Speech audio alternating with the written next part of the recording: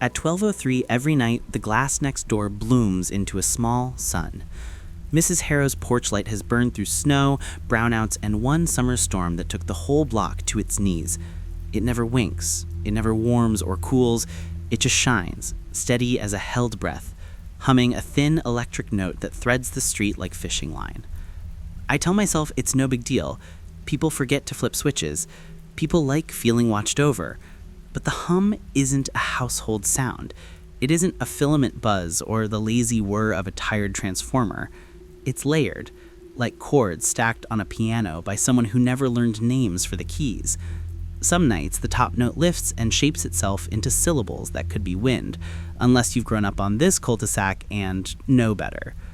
The HOA flyer says Porchlights keep us safe in cheerful block type. Below it, smaller, please keep front illumination on dusk to dawn per community standards. We all do, more or less. We take the trash out before 10, we don't park on the circle, we wave, we try not to ask why the light at number 18 never, ever turns off. Sleep is a negotiation I lose most nights. I lie in my front room with the curtains cracked and listen to the glow sing through glass. Sometimes the hum frays into voices that sound like people I love. My sister asking if I'm awake, my mother mispronouncing the street like she did when we moved in. Once, last week, it used my own voice and said my name, the way I say it when I don't want to scare myself. Tonight, because I am tired and dumb and lonely, I whisper it back to prove I'm not afraid. My name dissolves in the light. The pitch lifts a hair as if a fingertip pressed a string tighter. The bulb flickers once, not a failure, a blink, and steadies. The hum fattens until it fills the window frame, and the glass vibrates under my palm like something alive is holding the other side. On our cul-de-sac, safety has a font, a color palette, and a committee. The HOA prints it on glossy paper with hydrangeas in the margins, as if flowers can sweeten doctrine. The welcome packet that appeared in my mailbox the week I moved in included a magnet, a smiley map of recycling pickup, and a page titled Community Standards Lighting. Porch lights keep us safe, it says again, this time in cheerful teal. Please enable dusk to dawn illumination. Do your part for visibility, courtesy, and neighborhood morale. Then lower in a smaller sans serif that looks like it's apologizing, no outdoor activity after 10 p.m. No walking on lawns that are not your own. If front lights flicker in sequence, remain where you are. Do not respond to voices calling your name after dark. Report transformer anomalies to the watch. They never say what transformer anomalies sound like. You learn it.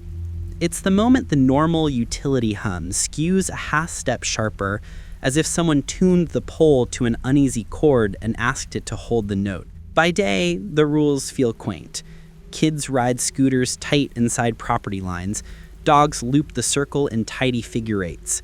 Everybody waves from driveways and pretends the line of bulbs under the eaves is a decorating choice, not a treaty. But you still see the tells.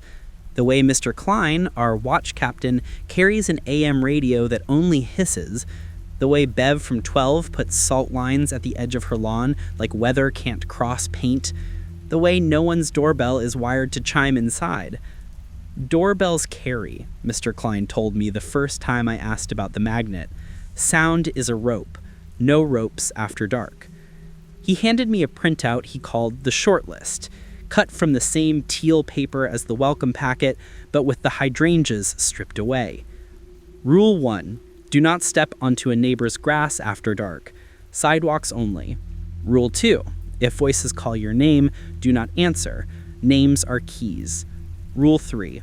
If porch lights flicker clockwise, stay put. The street is drawing a line. Rule 4. If the transformer hum rises, close your eyes and count to 60. Do not watch the air. Rule 5. If all the voices stop at once, do not go outside. He touched the line about voices with one finger, as if it needed weight. We don't knock at 18, he added. Not since... He let the sentence choose its own ending and looked up at the pole on the corner, listening. Is the light broken? I asked. Or on a timer? It's wired special, Bev said later, lowering her voice as if the bulb could overhear through daylight. Direct feed. The utility leaves it alone. Why? So we can sleep, she said. So we can pretend. The watch texts read like small talk until midnight. Charge phones, avoid flickers, stay inside if a chorus rises during storm nights. Once early on, I made a joke about power waste at a block barbecue. The laugh died in people's throats the way sound dies in a church after someone drops a hymn book. Mr. Klein set down his paper plate and said, very evenly, "We keep her light on, and her light keeps us on."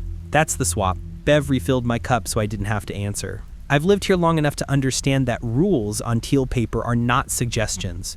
They are the shape of the night, translated into a dialect you can magnet to a fridge. You don't break them, you choose which ones you can afford to hold with your breath. And if you forget, the hum remembers for you. At 12:19, the hum changed. It had been a thin, well-behaved line under the night, appliance noise with manners. Then it thickened, like someone laid a second string across the first and tuned it a hair sharper. The pole at the corner picked it up. The service dropped to my eaves, caught it. The glass in my window gathered it into a bowl. It wasn't a buzz anymore, it was a chord. I lay on the rug facing the street and let the sound make geometry in the room. The top note rose and broke into syllables the way heat makes mirages that look like water. My name arrived as a shape first, then as sound, then as the exact breath pattern I use when I don't want to wake a sleeping house. "Hey," it said, like a text message spoken through a filament. "You awake?" I swallowed and pressed my hand to the pane. The glass trembled under my palm like a cat's throat. The chord stacked. Another voice braided through, my sister's voice from 2 states away, the old mischief in it. "Open the door," she teased, exactly as she would if she'd locked herself out at midnight freshman year. A third came under both, my mother owning the street with the wrong stress in its name. Then a fourth, mine again, closer to the way I talk to myself when I need to do something I don't want to do. I picked up my phone and opened voice memos because proof is the softest drug. The waveform crawled across the screen as a fat, indifferent block. No words, no peaks. I stopped and hit play. The room answered with pure, clean electrical noise.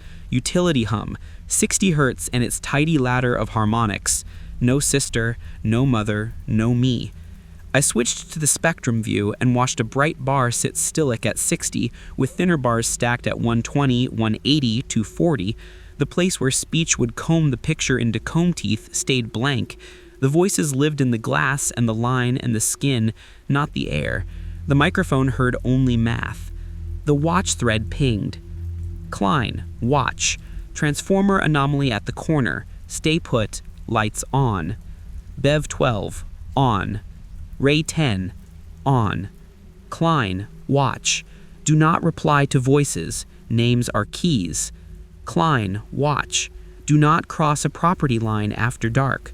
Sidewalk if you must. Better inside. Klein, watch. If 18 flickers in sequence, nobody moves. I typed "I can hear them" and didn't send it. The unsent bubble looked like a mouth I'd put my thumb over. The porch light at 18 did not flicker. It brightened a fraction and then settled, like a breath deepening. The hum pressed a little harder into the window, and the cord learned another trick. It found vowels. Not perfect, electricity has an accent, but enough that my name wore clothes.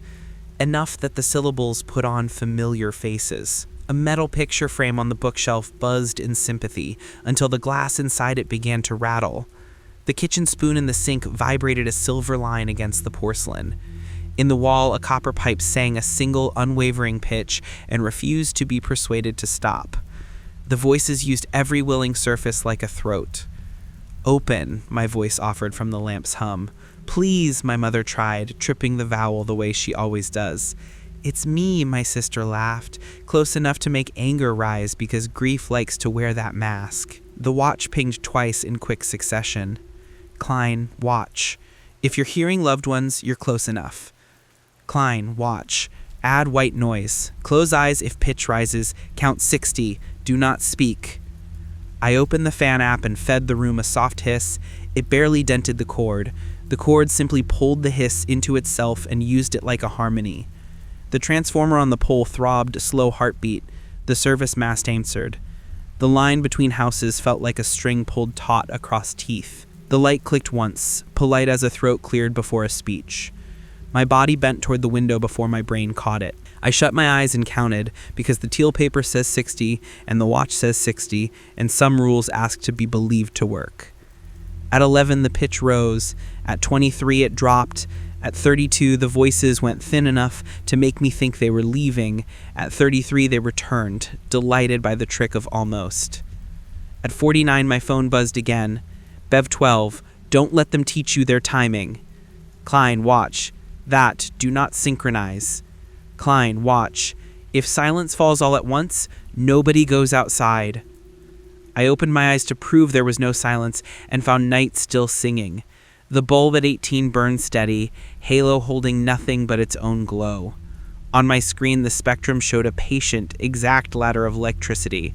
In my chest, the cord played my name like a string it had been waiting to pluck since I moved in. I typed OK and let it sit unsent, because sending is another kind of answering. The hum touched the window again, gentle as a hand on glass.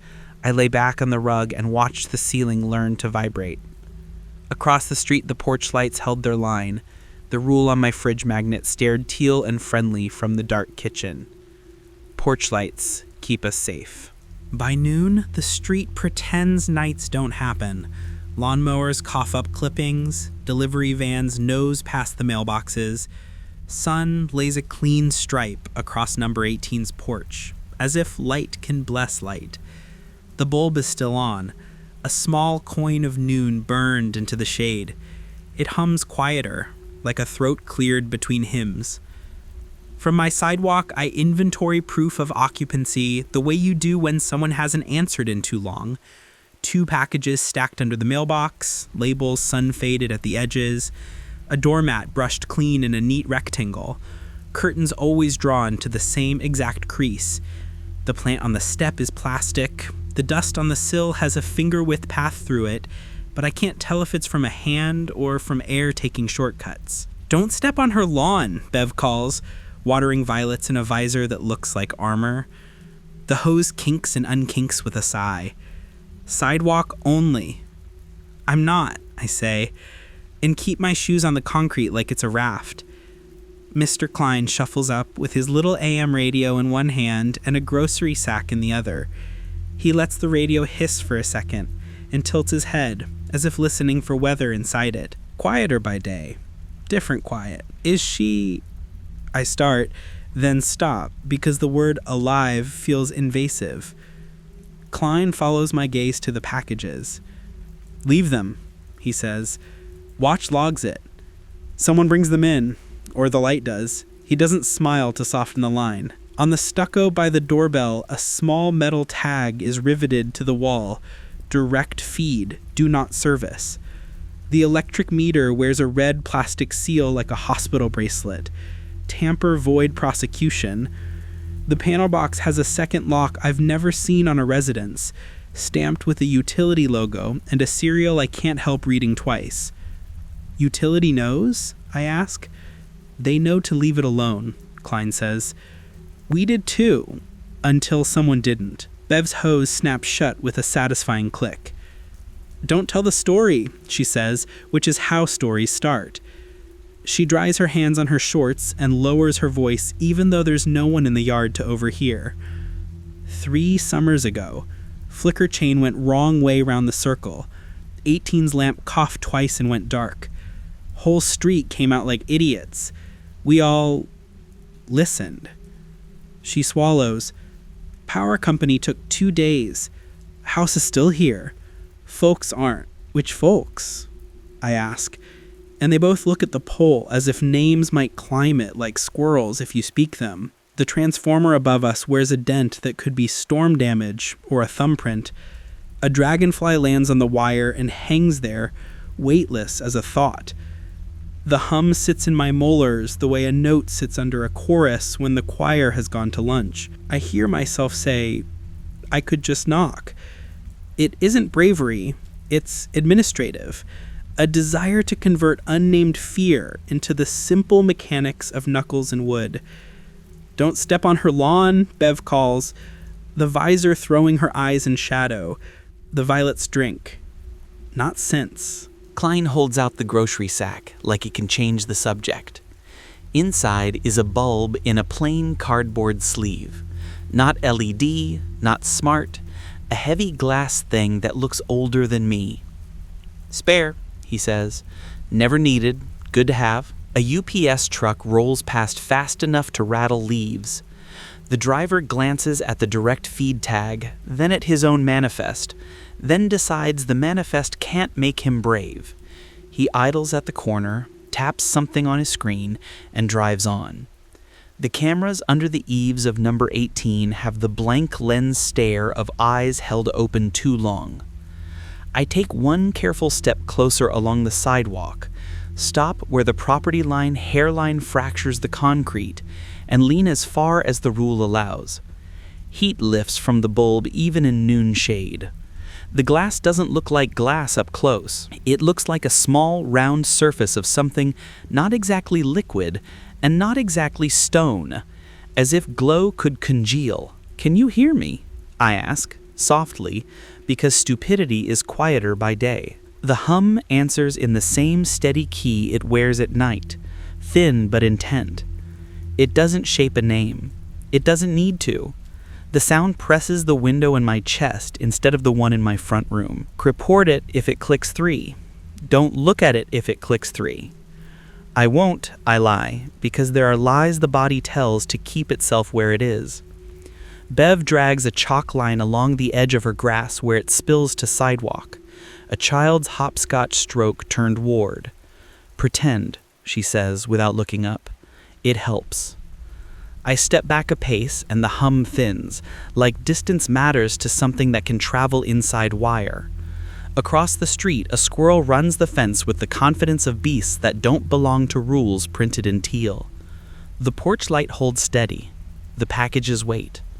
The tag on the wall shines like a badge and a warning both. Quieter by day, Klein repeats, palming the radio into hiss.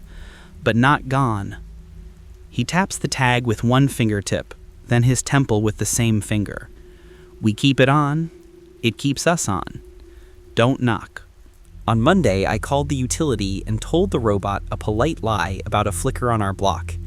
After 4 menus and 2 apologies, a human came online and asked for the pole number. I read the stamped metal tag at the corner and the direct feed label on 18 stucco. Keys clacked, then went still. "Sir, that circuit is flagged do not service," she said, each word wrapped in training. "It's part of a municipal safety pilot. We are not authorized to dispatch to that address." What kind of safety pilot keeps a bulb burning through a blizzard? Silence made a shape between us. She offered me a case number that began with 3 zeros and the word courtesy. At the library, the public computer coughed up redacted PDFs like hairballs. Public Service Commission dockets from a decade ago mentioned a substation event. Harmonic resonance, neutral overload, equipment singing. The attachments were photographs of scorched buswork and a line item called community mitigation, continuous illumination trial. In the notes, a lineman used a phrase that didn't belong to engineering. Line singers. Old news lived on microfilm that smelled like pennies. After an ice storm 8 winters back, the Gazette ran a column of warnings. Do not stand under drooping wires. Do not investigate humming poles. Keep porch lights on all night. A letter to the editor said, "It sounds like people in the lines."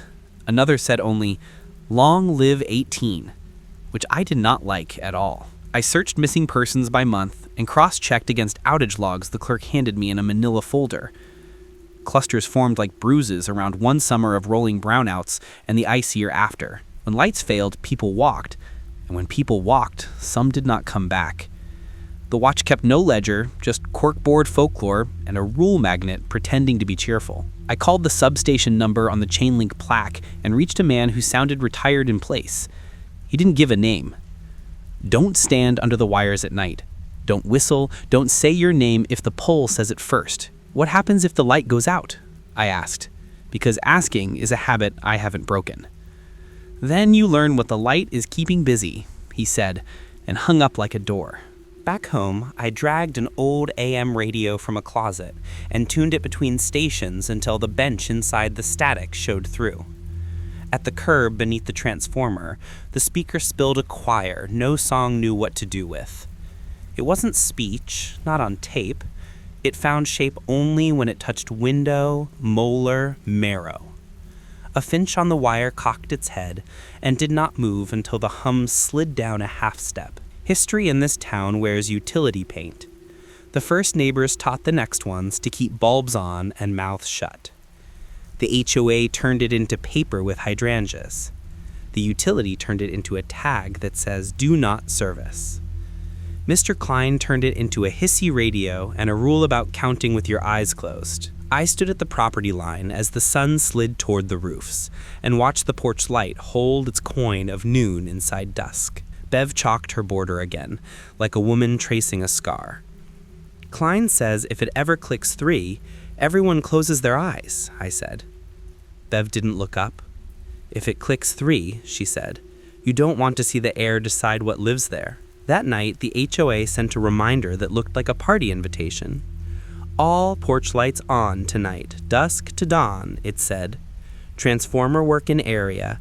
Please observe courtesy. I pinned it to the fridge with a magnet shaped like a lighthouse and listened to the hum practice its vowels in the class. It did not sound like courtesy. The notice came as paper, not a text. Sometime after the HOA courtesy email and before noon, a sheet slid under my door and stopped against my shoe. Same cheerful teal as the welcome packet, hydrangea stripped away. Across the top, a title in plain type. Night Guidelines, Block C. Under it, someone had written in neat black pen, not printed, "These are not suggestions. Rule 1, do not step onto her lawn after dark. Sidewalks only. Property lines are boundaries, grass is not. Grass conducts. If you must look, lean from your own concrete. Do not reach. Rule 2, if the voices call your name, do not answer. Names are keys. They will try other names. Child, sweetheart, your nickname, your worst one. They will use your own breath pattern. Do not correct them. Do not apologize. Rule 3, if the porch light clicks 3 times, do not look at the bulb. 3 is not a fault, it is an invitation. Close your eyes before curiosity does it for you. Rule 4, if the transformer hum rises, close your eyes and count to 60. Count in your head, do not count with the hum, do not synchronize. White noise helps. Fan apps, radios between stations, faucets. Rule 5, if the voices stop all at once, do not go outside.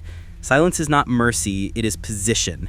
Wait 10 minutes, and if the hum returns thinner, the line held. If not, call watch.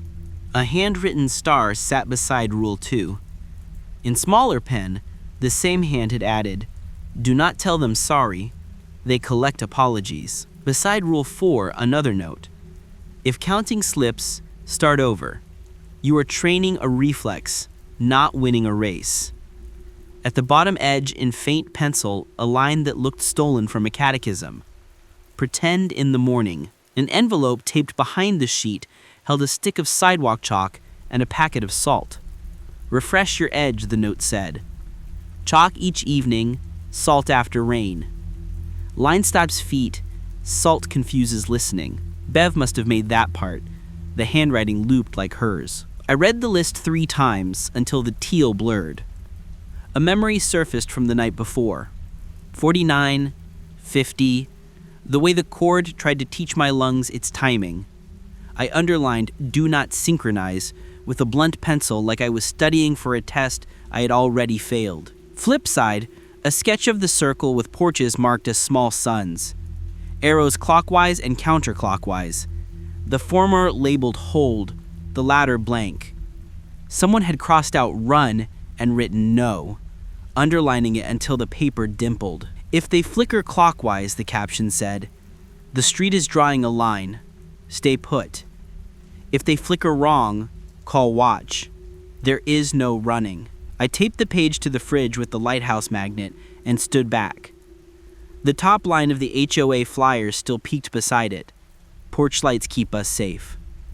The 2 pages looked like different dialects of one language. Courtesy rewritten as doctrine. Hydrangeas recused. At 2, Mr. Klein knocked not on my window frame, the way people do here when they refuse to pull a rope. He brought his AM radio and a tuning fork in a velvet slip, like a violinist late for rehearsal. Rules are muscle, he said, tapping the fork, and holding it near the glass until the street sang the same pitch back. You don't think them, you do them. I counted, I said. You'll count again, he said, not unkind. You'll count with your eyes closed and your mouth shut and your hands on your knees, because we've learned how to keep ourselves where we belong. Who writes these? I asked, touching the neat pen editions. We all do, he said. A line here, a trick there. Old ones die, new ones take. By dusk I had drawn a chalk dodge along my concrete like a child marking a game no one else wanted to play. I salted it because Bev had said to, and because ritual calms the part of the body that refuses logic. I practiced closing my eyes and counting to 60 without breathing on the numbers. I practiced not watching the air. When the hum arrived again at 12:03, the paper on my fridge fluttered as if the list was breathing with the house. The porch light at 18 burned steady, coin of noon held inside night. The cord pressed its vowel against the window, and rule 2 moved through me like a hand, the way a good rule does when you've told it your name. At 12:31, the hum learned a new trick. It scraped my name once and then found a shape that wasn't mine to borrow anymore. My sister's voice arrived whole, not filament thin, not vowel guessing, but the exact tilt she uses when she is scared and pretending not to be. Open, she said, as if the syllable were a key she could press through glass. Please. Rule 2 moved through me the way a hand moves ahead. Do not answer. Names are keys. I breathed into my sleeves and did not say a word. The bulb held steady, coin of noon in a bowl of dark. The transformer wore its patient, neutral choir. Then the voice changed. Sweetheart, my mother said, mispronouncing the street like she always does. I'm outside. The bulb brightened a fraction, as if the line inhaled. The chord added a lower note that felt like a hand on my chest. I stood at the chalk edge and willed my shoes into obedience. Sidewalk only, grass conducts. The paper on the fridge trembled in the draft, and the hydrangea flyer smiled like a joke I didn't find funny anymore. Help, my mother said, not mispronouncing anything now.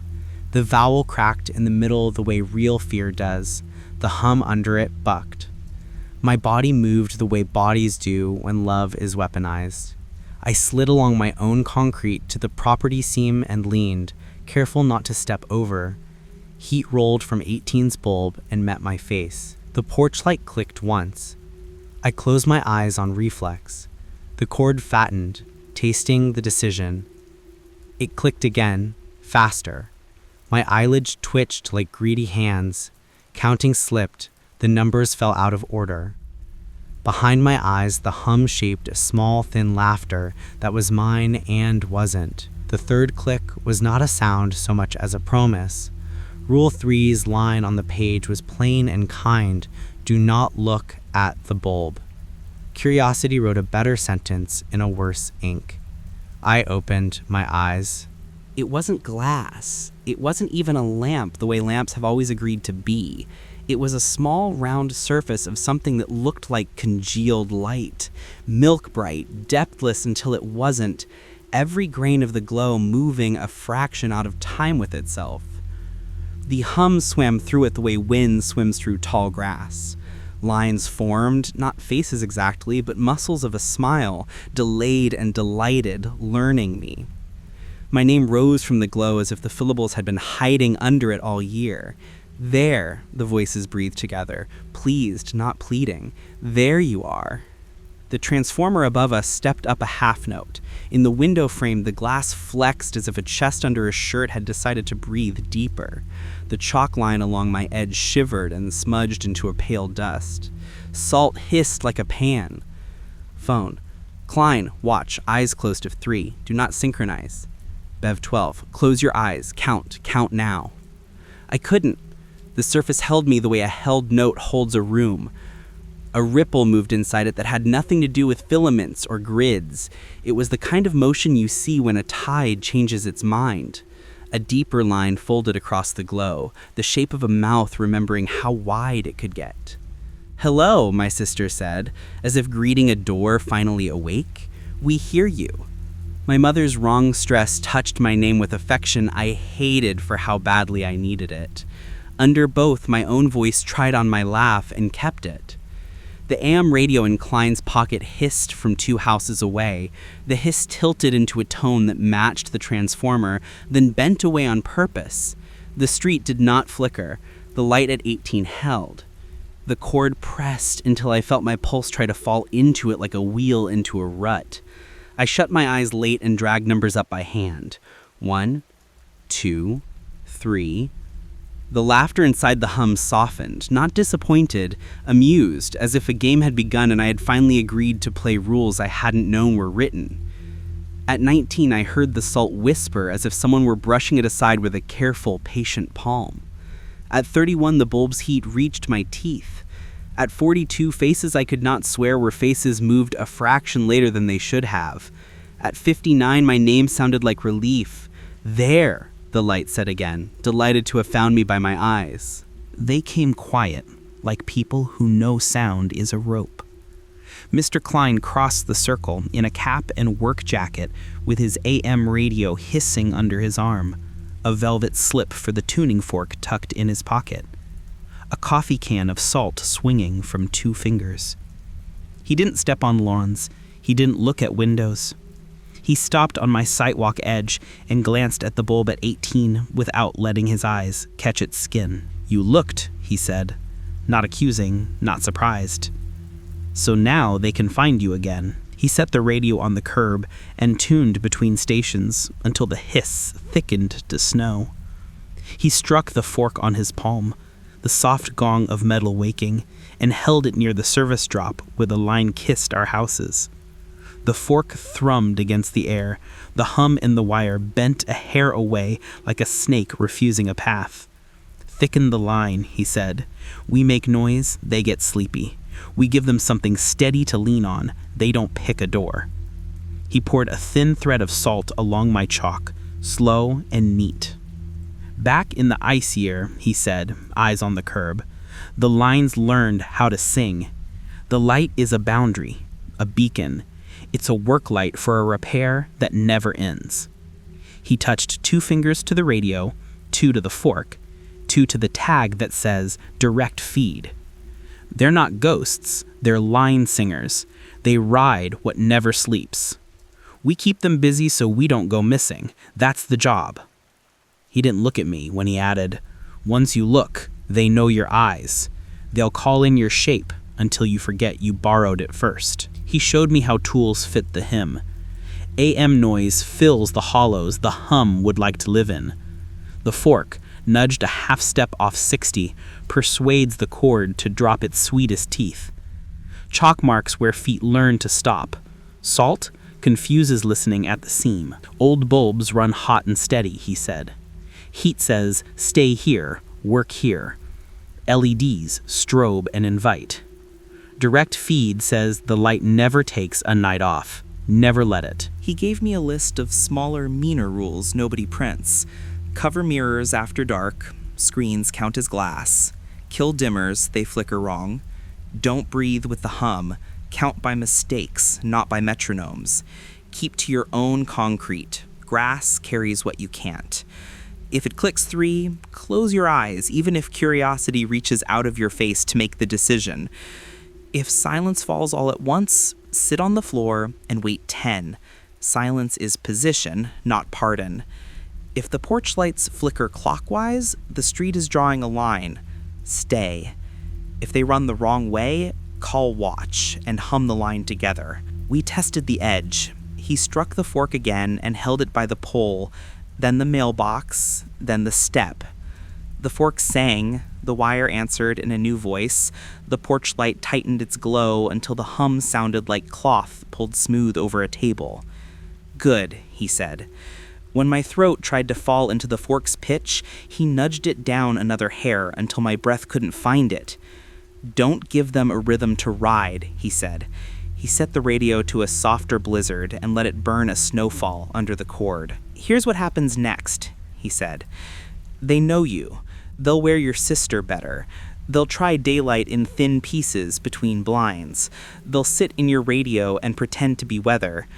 You can leave the block, but not the grid.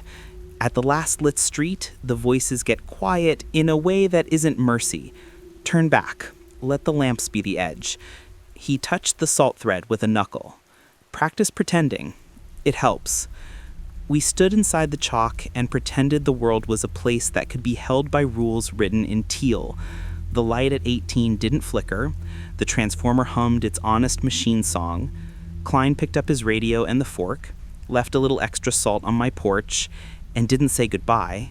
He walked away the way he came, careful, humming under his breath the wrong note, so the night had something stubborn to lean on besides us.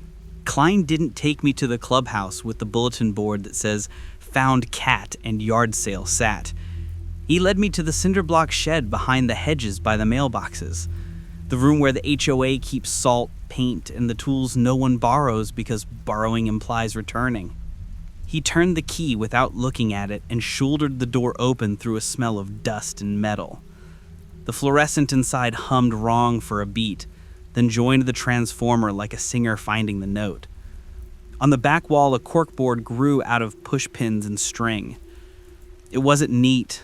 It wasn't official. It was a ledger made of maps, index cards, Polaroids that had bled to brown, and printouts with the corners thumbed soft. Across the top, someone had stenciled "Watch" in block letters, and then flattened the name under tape until you could pretend it didn't matter who watched. A hand-drawn grid of our block sat center, thick paper gone gray at the edges, each house's square you could cover with a thumb. Some squares wore small yellow suns at the curb, porch lights that stayed on no matter what. 18 had 3 suns and a highlighter ring. Our transformer was a red dot with a nick beside it for the dent. A grease pencil circled my street twice, as if the hand had forgotten it did it the first time. "Flicker corridors," Klein said. "Places where the hum runs faster, like a river necked by rocks." He traced a loop that cut past my place and hooked toward the substation mark in the corner. When the line thins, it finds these. An index card pinned under my street said simply, "Hum High, 1219 to 0107. Voices, learned nickname. Do not answer pain." Someone had drawn a star and then scratched the star out like it made too much of itself. There were lists, pets, midnight jogger, golden retriever, 3 cats, 2 returned after storm, Sparky, no collar, last seen post flicker, joggers, wrong shoes, no lights, went out after silence fell, do not run, houses, light out 2 nights, cleared, quiet now. A different hand had crossed cleared and written quiet above it, as if the word could pet a loss into being less. Pinned under the map, a photocopy of a direct feed tag, a baggie with a burned fuse someone labeled souvenir, a child's crayon drawing in which all the porches were colored suns, and the street between them was black, as if the night were not absence, but a substance you could pour. In crayon block letters, the child had written, "Keep on." Klein touched the Polaroids without picking them up. In one, a doormat sat neat beneath the window, packages stacked, curtains drawn exactly to a crease. In another, the same frame, the bulb dark, the stucco above the fixture scorched in an arc that looked like a mouth. The back of the second Polaroid read, 2 days, line crew, house cleared. "We don't use names on the board," he said, "not because we forget, but because names are keys." He tapped an index card where someone had written, "Voices learned sweetheart." Another where, "Transformer hum rose, clockwise flicker held, chorus used sister." You write the trick they used. You write the rule that held. If a rule fails, you write that too, so nobody makes a shrine out of a mistake. A spiral notebook lay open on a folding table with columns and dates. Hum 60s to 62 hertz at 0036. Counted 60, no sync, held. Wrong flicker, 0114. Hummed the line together, lost one, call early next time. Another page, salt at edge, works if fresh, rain resets, pretend in the morning. He showed me an old city map print with the substation like a heart and our cul-de-sac like a capillary. A red pencil had colored arteries where porch lights never fail. Other streets bled lighter, thin as if the hand had run out of color. Redundancy's low among here, he said, tapping the loop that held my block. 18 is anchor. If it goes, we all get taller inside the light than we mean to be. The AM radio on the shelf hissed a little snow. The hiss combed itself into a tone and then fell back, obedient to the fork Klein had leaned in a coffee can. We don't call it missing. We say the house went quiet and we keep the lamps on. He ran his thumb along the grease pencil circle over my street, as if it were a thought he couldn't not touch. You're in the path, he said. Now you know. He switched off the fluorescent. The room held its breath for a second and then let go. Outside, the transformer tuned the afternoon. 18's bulb kept its small coin of noon. In the doorway, the chalk line on my sidewalk echoed white in my mind, a kid's hopscotch scratch that refused to be a game. On the ledger, under my street, someone had written in pencil and erased, then written again, lighter, as if writing could be quiet. Learn to sleep by hum. Klein didn't bring me at night. He picked a noon with wind in the trees and a lawn crew 2 streets over to make the world sound busy. No ropes, he said, which here meant no doorbells. He used a thin brass key on the side service door that hides behind the hedge and opened it with his shoulder like a man who has learned not to pull.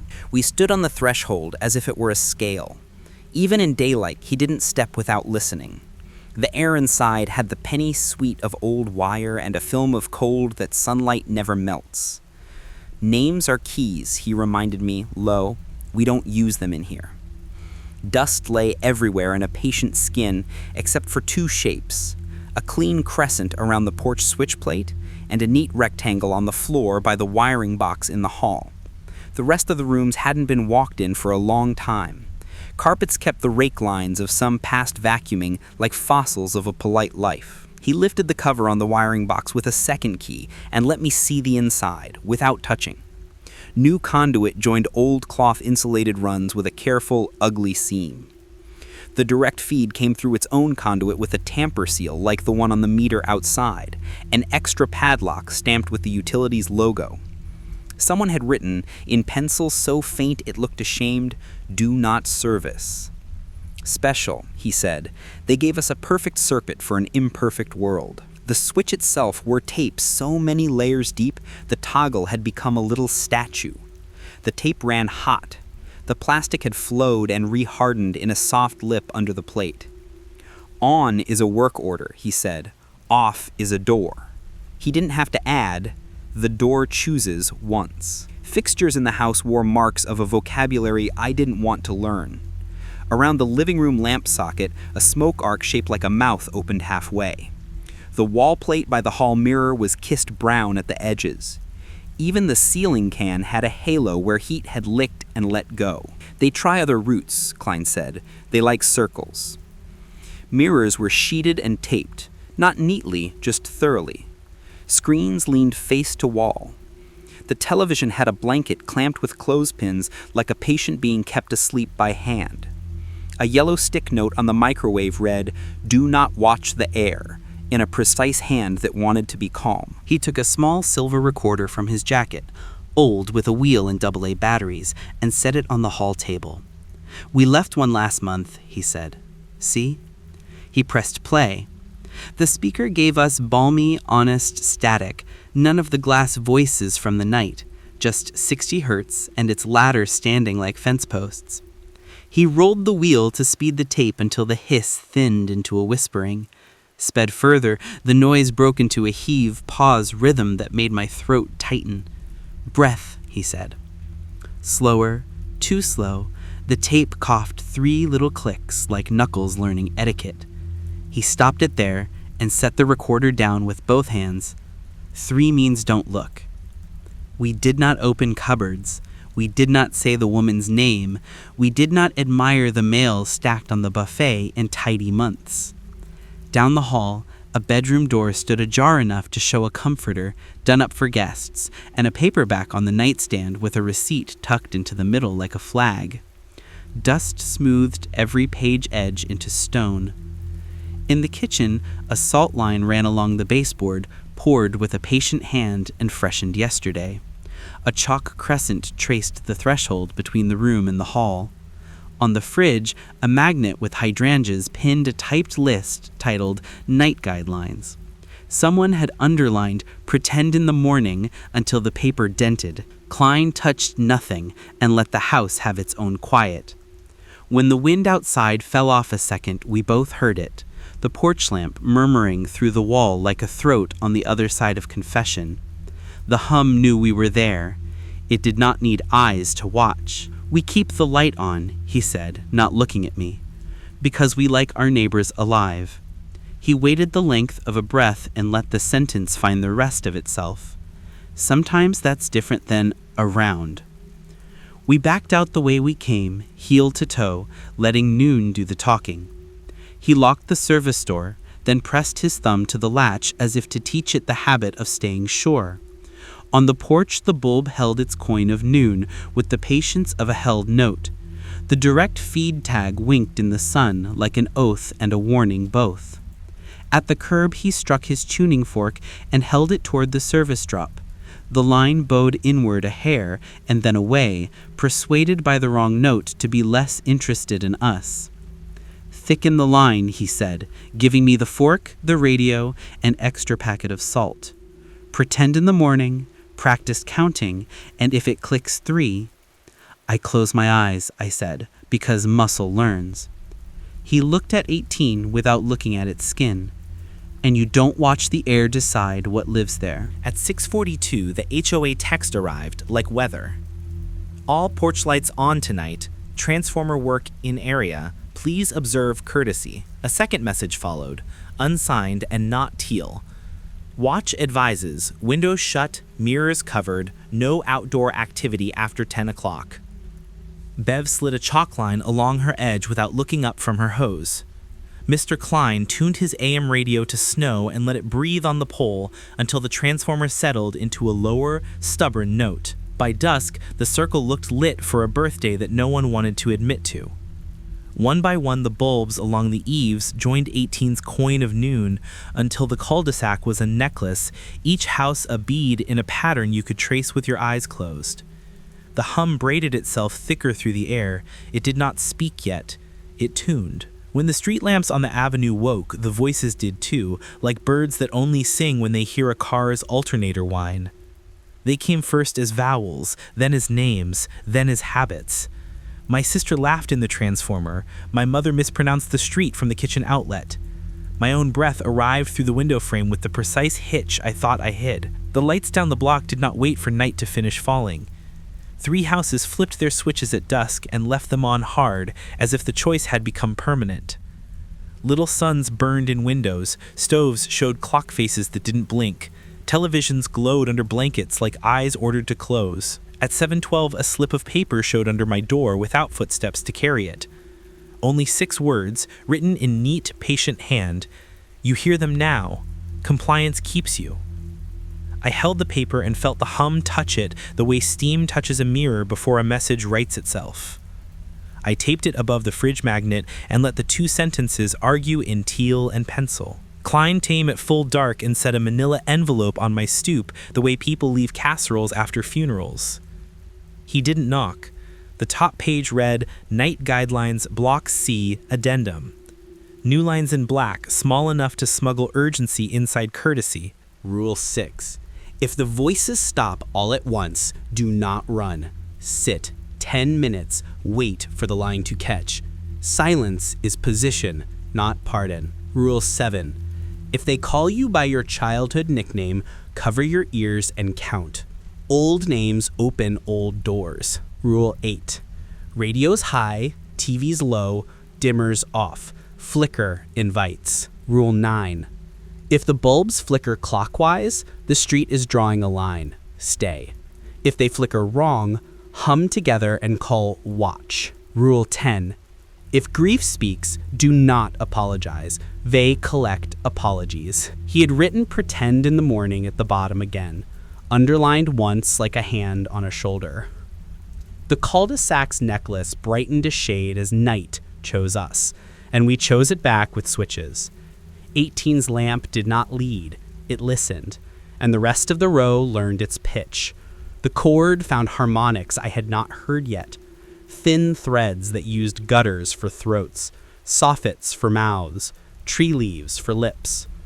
Packages on steps rattled softly in their tape, learning to hum along. The crack under my front door breathed. At 9:03, the porches blinked clockwise, held. We stayed. I pressed my toes to the chalk, the salt whispered back. The chorus tried new masks, the realtor, a teacher, then the nickname I haven't heard since county summers. I covered my ears and counted, not with the hum, restarting when the number slipped. At 9:14, number 6 clicked. Once, twice, 3. I shut my eyes before curiosity could raise them. The voices stopped. Every muscle begged to run. I sat and counted 10 minutes until the transformer found 60 again, and the street thinned back into suns. At noon, I packed like a thief, pretending it was errands. A duffel, the tuning fork, the old recorder, a sandwich bag of salt. I left a chalk on the counter and wrote, "Take the trash," because lists make morning feel possible. Bev watched from her violets as I carried the bag. She traced a little line in the air with one finger, blessing or warning. "Text when the lamps look wrong," she said. "Text when they look right." "I'm just getting coffee," I lied. The edge of the grid isn't on a map. It's a feeling. Porches thin. Street lamps skip. The hum loses its vowels. I tuned the AM between stations and let snow breathe. The fork in reach, phone on airplane, so panic couldn't dial itself into a rope. Blocks slid by ordinary. Flags asleep, chalk galaxies drying on concrete. Then the necklace of suns began to miss beads. One on, one dim, one gone. The transformer note under the dash thinned. The car's noises swelled until I could hear the shape of my breath. Past a strip mall that should have buzzed and didn't, the houses got older and prouder about bare bulbs. County Road after that. Reflectors did a budget's duty for lamps. The chorus rode the reflectors and tried my childhood nickname. I covered my ears and counted to 60, restarting when the numbers tried to match the road seams. At the last lit intersection, the world offered 2 sentences. Left into a sheet of dark that promised quiet. Right toward another red dot on Klein's map and a bracelet of porches that keep you where you belong. The radio's snow-shaped comeback, then pretended it had only cleared its throat. I turned left anyway. Stubbornness is a kind of prayer. The lamps ended. The hum did a worse thing than humming. It stopped. Silence fell all at once and lay over the hood like wet paint. The rule on my fridge stood up in my head. If the voices stop all at once, do not go outside. I drove 15 seconds into that silence and learned how loud a car can be when a street refuses to sing along. In the gap a thought found me. The lamps aren't a prison, they're a fence, and the pasture beyond isn't for you. The tuning fork went still. Even the radio lost snow. I pulled onto the gravel shoulder between one parcel that believed in porches and one that didn't. Beyond a last mailbox, the dark had weight, a fabric stretched tight. My hands itched to open the door and teach weight manners. I counted instead. At 50, the silence put a word in my ear that sounded like my sister and none of her at all. At 60, a porch 3 houses back popped a filament. The world exhaled. The hum returned thin and relieved, as if it had found me again. I turned around because survival is a boring, holy decision. The radio found breath and tried to apologize. I said nothing and thanked it by keeping both hands on the wheel. When the necklace returned, the voices rose like surf. Inside them, the rules felt less like orders and more like rails. Bev was still outside when I eased into the drive. She didn't ask about coffee. She lifted the chalk. Edge? Thin, I said. Then we keep them on, she answered, and drew her line. The hum leaned into night and waited to see if I would keep mine. Klein crossed the circle with his radio and set it hissing on the curb. He didn't ask where I'd gone. He struck the fork and held it to the drop until the wire bent away. Edges teach faster than neighbors, he said. Now you know which side feeds you. He tipped the salt can toward my chalk. Hold your line tonight. Street's restless now. At 11:59, the street held its breath. At 12, the necklace blinked clockwise, one porch at a time, a ripple of pale suns drawing a clean ring around the cul-de-sac. The radio on my sill was already at snow. The tuning fork lay warm in my palm. Salt threaded my chalk like frost. The transformer took a deeper note, one that sat behind my teeth. The light at 18 did not lead. It listened. Then it clicked. Once. The room sharpened. Twice. The hair along my jaw stood at attention. 3. I shut my eyes because I had learned to let rules move my body faster than curiosity. The bulb sand into my lids anyway. Pressure more than light. The voices chose grief.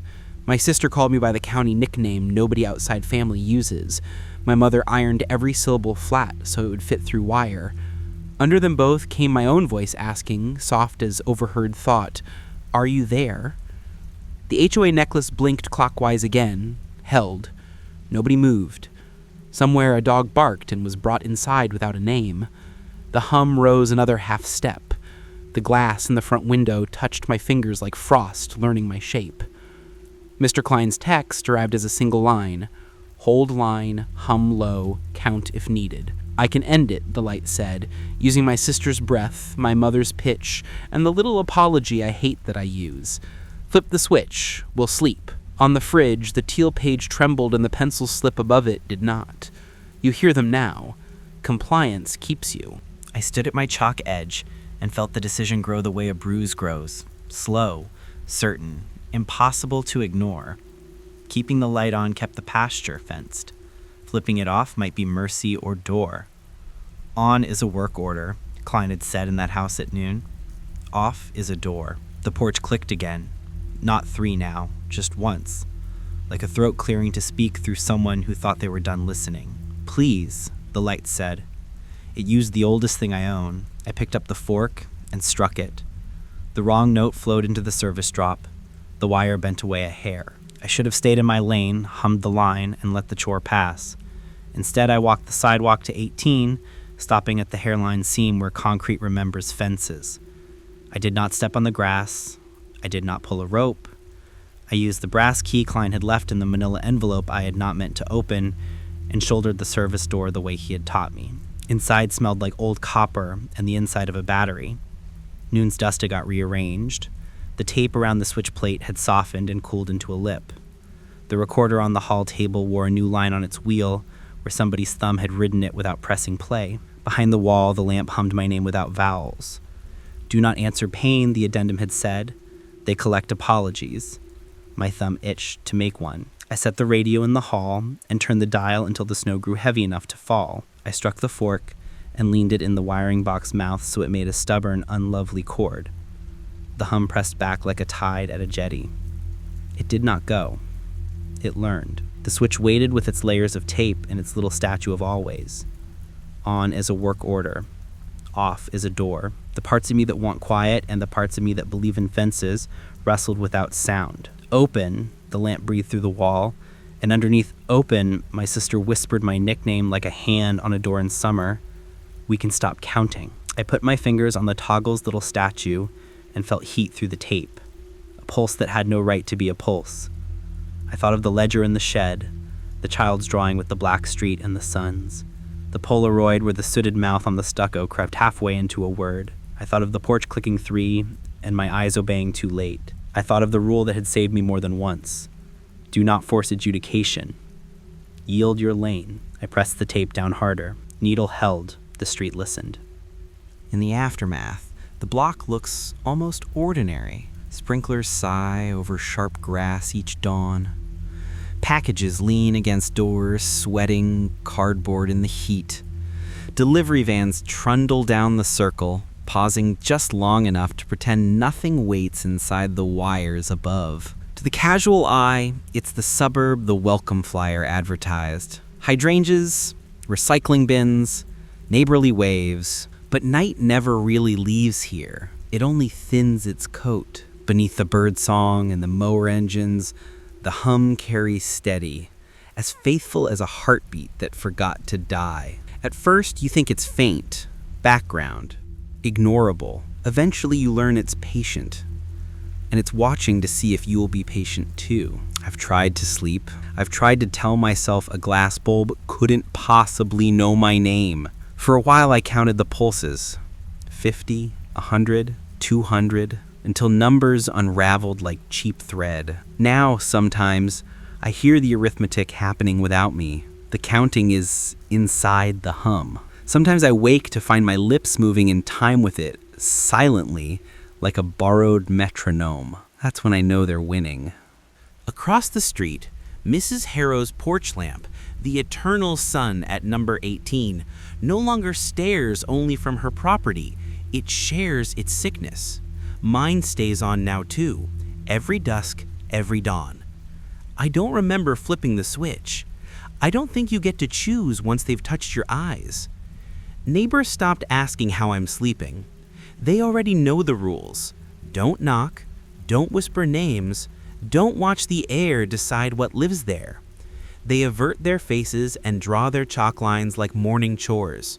Courtesy has a script, safety has handwriting, and none of it, not one line, actually stops the hum. So I've begun the only tradition left to me. Each time someone new unloads their moving truck on this cul-de-sac, I'm the one who leaves the envelope. A sheet of teal, folded neat, slipped beneath their door before dawn. The rules get plainer each generation, shorter, sharper, closer to wound than advice. This month I underlined only one. If the porch light clicks 3 times, don't look. Maybe they'll be smart. Maybe they'll laugh. Maybe they'll tape it to a fridge beside coupons and magnets until the night teaches them why it matters. The rules don't save you. They only explain why you're still here until you're not. This morning, I tested my own line one mistake too far. I cupped my hand against the bulb above my porch, fingers spread as if to dim it. Heat met me like a living breath. Beneath the skin of the glow, something waited. My own reflection answered from inside, nose, mouth, eyes, all mine, except the smile, which dragged a half-second late across its face like a predator remembering the punchline. When I dropped my hand, my reflection didn't. It kept smiling a little longer, as if amused by my weak will. That smile has patience. The hum beneath it has eternity. People imagine hauntings end with screams or with light switches, finales, resolution. What happens here is slower. The light doesn't ask for your terror. It wants your timing. It doesn't take your life in violence. It gathers you note by note until you can't remember whether your mouth is opening on purpose or because the cord has spread to your teeth already. The newcomers down the street have begun to ask about the flyers stuffed inside their welcome packets. Already I've seen them pause when 18's bulb hiccuped a fraction out of rhythm. I didn't point, I didn't smile, I simply left the page. Let them think it was a prank until the third click finds their eyelids. That's what we do here. We pass the rules down like contaminated heirlooms, not because they save us, but because they remind us how to pretend another night. At dawn, when sun drained the street back into its mask of normal, I raised my hand to my own ever-lit bulb once again. Inside that blur of light, my reflection was waiting for me, still smiling, still late, still learning. And the hum was still there too. It is always there. It swells through the walls, into bone, into marrow, the sound of a choir rehearsing with no conductor. It has no ending. It never stops. Which means one day, neither will I. So, this is the last rule I'll add for anyone who sees these words, whether on paper, on screen, or taped crooked onto a neighbor's fridge. The hum never ends. But if you want to live inside it a little longer, obey the rules. And if you hear your name in the glass tonight, remember what I couldn't. Don't look.